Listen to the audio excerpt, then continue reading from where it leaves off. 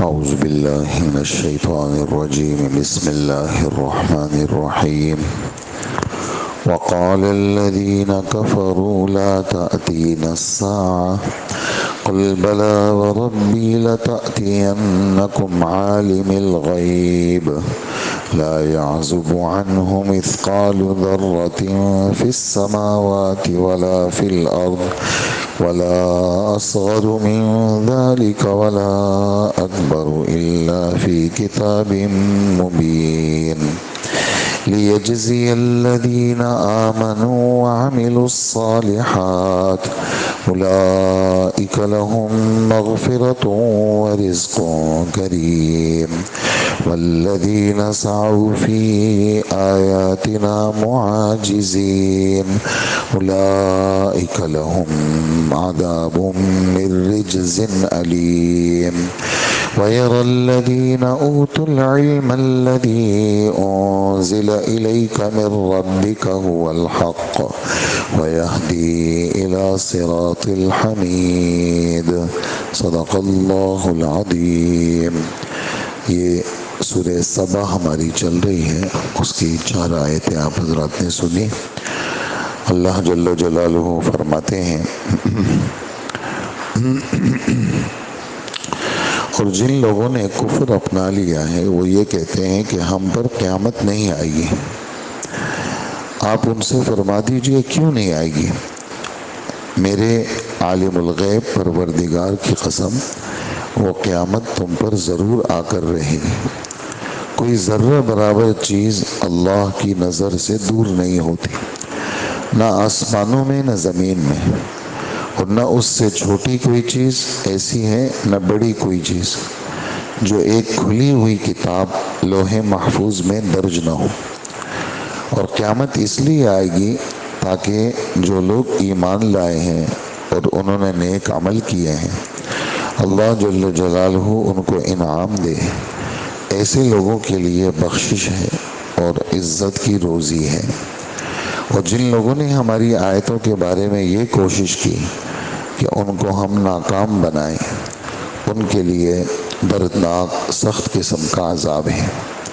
اور اے پیغمبر صلی اللہ علیہ وسلم، جن لوگوں کو علم عطا ہوا ہے وہ خوب سمجھتے ہیں کہ تم پر تمہارے رب کی طرف سے جو کچھ نازل کیا گیا ہے وہ حق اور سچ ہے، اور اس اللہ کا راستہ دکھاتا ہے جو اقتدار کا مالک بھی ہے اور ہر تعریف کا مستحق بھی ہے۔ یہ 4 آیتوں کا ترجمہ آپ حضرات نے سنا، اور مضمون آیات کا بالکل واضح ہے کہ یعنی ہمارے اہم اور ضروری عقائد میں سے قیامت کا آنا ہے۔ اور آمنت باللہ و ملائکتہ و کتبہ و رسلہ والیوم الآخر، ہم آخرت کے دن کو تسلیم کرتے ہیں، قیامت ضرور آئے گی۔ کافروں کو اس میں شبہ تھا، اس میں قیامت کے آنے میں مختلف قسم کے شبہات تھے۔ ان شبہات میں سے، اعتراضات میں سے، شک میں سے ایک بات یہ بھی تھی کہ جو لوگ آدم علیہ السلام سے لے کر آخری انسان تک جو لوگ مر جائیں گے، زمینوں میں دفن ہو گئے، دریاؤں میں ڈوب گئے، مر گئے، زمینوں میں مل گئے، مٹی ہو گئے، ہڈیاں بھی مٹی ہو گئی، اور قبر کا بھی پتہ نہیں ہے، لاش کا بھی پتہ نہیں ہے، تو یہ لوگ کل قیامت کے دن قیامت آئے گی، تم لوگ یہ بھی کہتے ہو کہ اس میں یہ سارے مردے جمع ہوں گے۔ یہ سارے مردے کیسے جمع ہوں گے؟ یہ جو لاشیں لوگوں کی بکھری ہوئی ہیں، چورا چورا ہیں پوری دنیا کے اندر، مٹیوں میں ملی ہوئی، کوئی دریاؤں میں، کوئی کہاں کوئی کہاں، یہ کیسے جمع ہوں گی؟ یہ ان کا ایک اعتراض تھا۔ تو اللہ جل جلالہ، یعنی ایک تو یہ والی قسم کہ میرے رب کی قسم، اور ایک عالم الغیب کی قسم۔ یہ بات آپ حضرات بار بار سن چکے ہیں کہ عالم الغیب کس کو کہتے ہیں، یعنی صرف یہ والی بات کہ بھی غیب کی خبریں جاننے والے کو عالم الغیب کہتے ہیں، یہ ادھوری بات ہے، پوری بات نہیں ہے۔ یہ پوری بات یہ ہے کہ عالم الغیب اس ذات کو کہا جاتا ہے جس کا علم ذاتی ہو، اس کو کسی نے دیا نہ ہو۔ اس میں اللہ کے ساتھ کوئی شریک نہیں ہے. یعنی جتنی بھی مخلوق ہیں ان سب کے پاس کوئی بھی علم ہے ذاتی نہیں ہے، یعنی کسی نے دیا ہے اس کو. اللہ کا جو علم ہے وہ ذاتی ہے، اللہ کو کسی نے نہیں دیا. عالم الغیب کے اندر دوسری بات یہ ہے کہ اس کا علم محیط ہو، احاطہ کیا ہوا ہو، ازل سے لے کر ابد تک. ازل کہتے ہیں جس کی ابتدا نہ ہو، جس سے پہلے کچھ نہ ہو، اور ابد کہتے ہیں ہمیشہ، جس کے بعد کچھ نہ ہو. تمام زمانوں کو کا علم جس ذات نے گھیرا ہوا ہے وہ صرف اللہ کی ذات ہے. کوئی فرشتہ، کوئی نبی، کوئی ولی وہ اس علم میں شریک نہیں ہے. تو یہاں پر اللہ جل جلالہ فرماتے ہیں کہ قیامت، کافر لوگ کہتے ہیں قیامت نہیں آئے گی. اجی کیوں نہیں آئے گی؟ تو قیامت تو آئے گی. اس لیے کہ جیسے ہم پہلے پارے میں پڑھتے ہیں ذالک الکتاب لا ریب فیہ، الف لام میم، ذالک الکتاب لا ریب فیہ، کہ الف لام میم کا مطلب تو اللہ کو معلوم ہے. یہ کتاب ایسی ہے قرآن پاک جس کے سچ ہونے میں کوئی شک نہیں ہے. یہی باتیں ہم پڑھتے ہیں. اسی طرح قیامت کے بارے میں اللہ پاک فرماتے ہیں جا بجا کہ ان الساعۃ آتیۃ لا ریب فیہا، بے شک بات ہے قیامت آئے گی اور اس کے آنے میں کوئی شک نہیں ہے. قیامت آئے گی اور اس کے آنے کے اندر کوئی شک نہیں ہے، اور ایسی یقینی چیز ہے. اچھا پھر اللہ پاک نے اس کا علم کیوں نہیں دیا کہ بھئی کب آئے گی؟ تو اللہ پاک کی حکمت کا تقاضا یہ ہے کہ اللہ پاک نے اس کا علم اپنے پاس رکھا ہے. ہر بات کی وجہ بھی پتہ نہیں ہے کہ آدمی کہتے ہیں یہ ریزن ہے، یہ وجہ ہے، بھئی ہمیں پتہ ہی نہیں.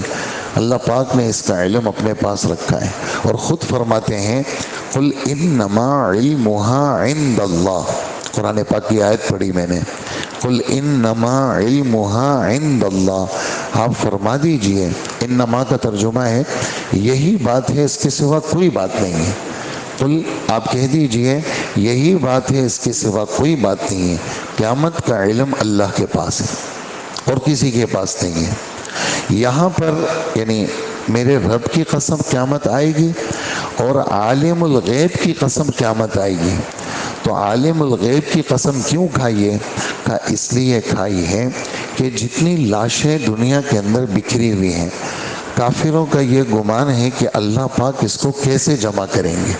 تو اس لیے فرمائیں کہ میں عالم الغیب کی قسم کھاتا ہوں، میں چونکہ اللہ ہوں، میں خود اپنی اس صفت کی قسم کھاتا ہوں جو صفت صرف میرے ساتھ ہے اور میرے علاوہ وہ صفت کسی کے پاس نہیں ہے.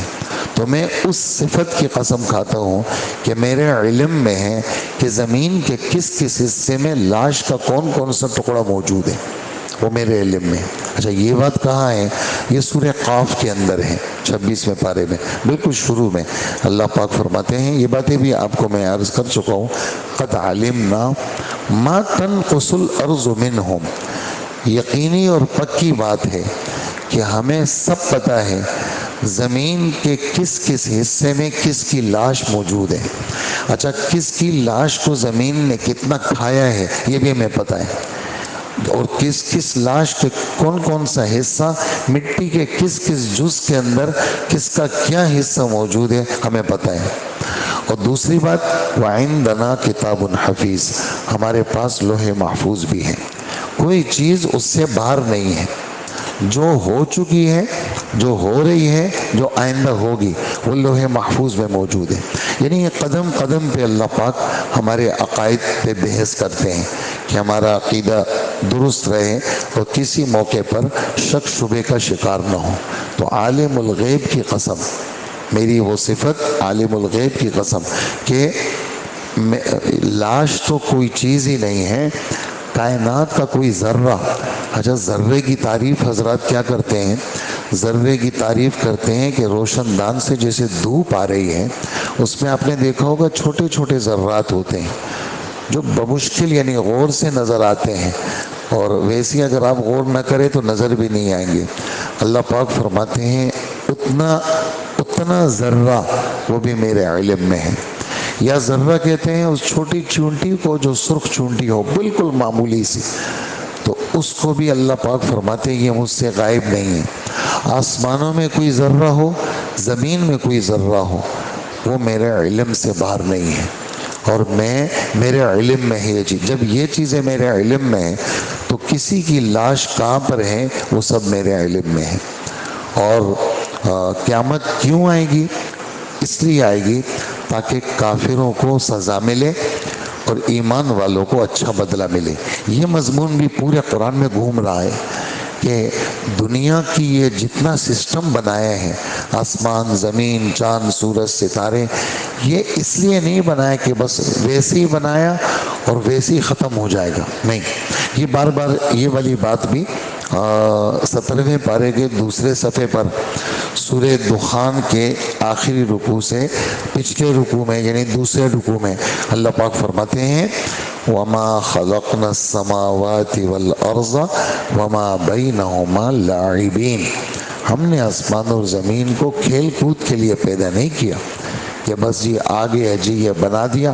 ہمارا ارادہ تھا گپ لگانے کا، مذاق کرنے کا، ہم نے مذاق کے لیے سورج بنا دیا، ہم نے مذاق کے لیے آسمان زمین بنا دی، اس لیے نہیں، بلکہ ہم نے یہ چیزیں اس لیے بنائی ہے تاکہ جو لوگ ایمان اور عمل والے ہیں ان کو اچھا بدلہ ملے، اور جو لوگ بے ایمان ہیں اور ہمارے دین کو ختم کرنا چاہتے ہیں اور کوشش میں لگے ہوئے ہیں کہ اللہ کا دین دنیا میں زندہ نہ ہو، ایسے لوگوں کے لیے کیا ہے؟ دردناک عذاب ہے۔ اور دوسری بات یہ ہے کہ ان سب کا مرکز جو ہے، جو ہم نے بھیجا ہے قرآن پاک، ہم نے جو دنیا میں بھیجا ہے وہ قرآن پاک ہے، اور اس قرآن پاک کے ساتھ جو جڑے گا تو اس سے اس کا عقیدہ بھی ٹھیک ہوگا، قرآن پاک سے جو جڑے گا اس کا عمل بھی ٹھیک ہوگا، قرآن پاک سے جو جڑے گا اس کا آخرت کا یقین بھی ہر وقت تازہ رہے گا، اور قرآن پاک سے جو جڑے گا وہ اللہ جل جلالہ کے ساتھ جڑے گا۔